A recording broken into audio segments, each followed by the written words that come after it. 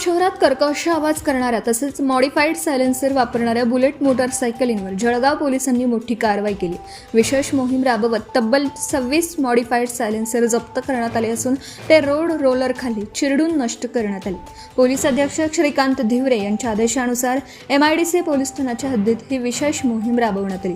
25 August रोजी सकाळी 11 वाजता जप्त करण्यात आलेल्या सायलेन्सरवर रोड रोलर फिरवून त्यांचा नाश करण्यात आला।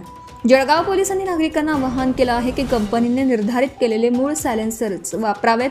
मॉडिफाईड सायलेन्सर्समुळे ध्वनी प्रदूषण वाढून ज्येष्ठ नागरिक, लहान मुलं, रुग्ण आणि सर्वसामान्य नागरिकांना मोठा त्रास सहन करावा लागतो।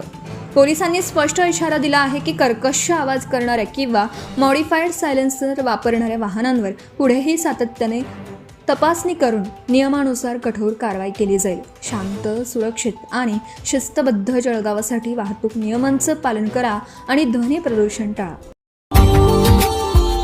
Subscribe now and press the bell icon. Never miss an update.